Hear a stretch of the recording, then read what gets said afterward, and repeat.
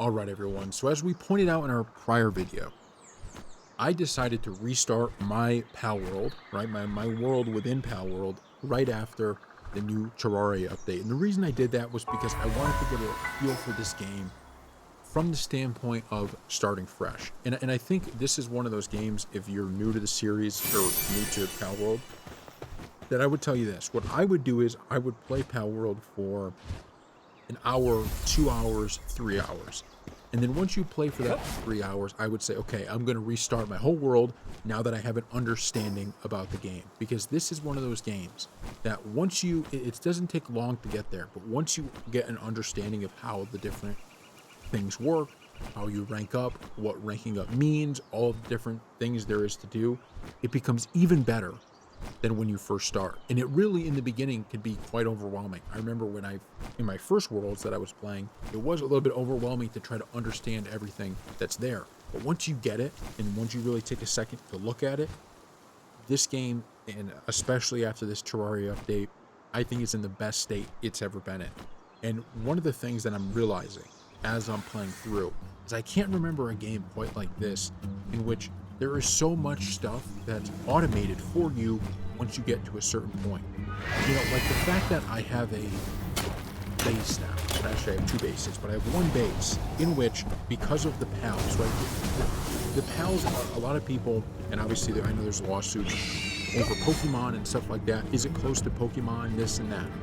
But I'm sorry, Pokemon does nothing close to the sort of what Palworld uses its pals for. The fact that I have a base right now in which I have people getting me wood, stone, and ore, right? Getting me all three of those things. And making food that they can eat for themselves and I could take if needed. Think about that for a second. That's all of the stuff that in many games like this, you have to go out and, oh, I have to find more of this, I have to find more of this, I have to find more of that, I have to sit here and kind of do the garden.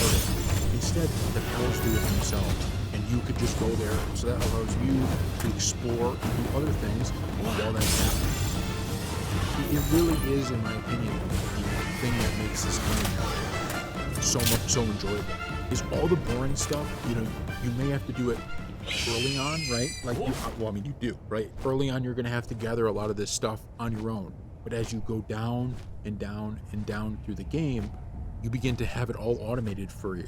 And then you never are going to be having to go out and find this resource or that resource, or at least the basic resources. Like stone and wood, I will never have to get again. Stone and wood, I have more than enough in my bases to do. Or I will never have to go out really and get ore again. I have more than enough in that. Just makes it so great.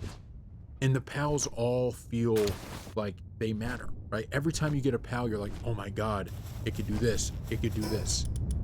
It can help out with the base here, it can help out with the base there. The fact that I have all these pals sitting in, you know, like the kind of the base right now that can't be used because I'm all full. Once I rank up, I could put one in. The fact that I can send them on expeditions, the fact that they do all feel different and they can help out in various ways. I just can't remember a game that does it this well. It's like, I just can't believe that every time I log on, I'm less and less frustrated. There's now moments where I'm like, okay, I could go and explore because I don't have to worry about doing any of the other stuff. I mean, crafting and stuff like that, my level where I'm at right now, I still have to do a lot of the crafting of different things, but at the end of the day, no big deal because I don't have to do it en masse. So the state of this game right now after this update, and I'm still not even through all of the updates. Maybe we'll do another video after you know,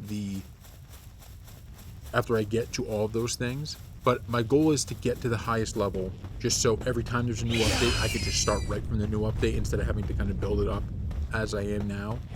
But all I know, Palworld is killing it right now. So much fun. And by the way, like I said, when it first came out, a lot of people thought, oh, this is like Pokemon. I completely disagree with that at this point. You know, the basic like animal-like figures here, okay, I get it. But they use pals in a way that is so much better than I can. And I haven't played every game out there, so maybe there are games that are better off in certain ways than this, but I've never played one that's better than this as it pertains to you capture something. It has so many different uses. It could be in your party when you're battling. It could be home. You could be sending it on expeditions. You could start bases. And by the way, you could put bases in, like, one of the areas I decided to put a base in, and I don't really need it anymore because I didn't realize there actually was an ore mine, but I have that now. But I found an area that was literally just these giant blocks, or these giant like rocks of ore, right? And it was right on top of this hill. So I put my base there, and these ores keep respawning, right? After they're destroyed, they come back. So what did I do? I just put my base there, put mining, pals. And what did they do? Until I got these ore mines, they're basically just getting the ore for the whole time. Such a phenomenal thing. Thank you all for watching. We'll see you next time.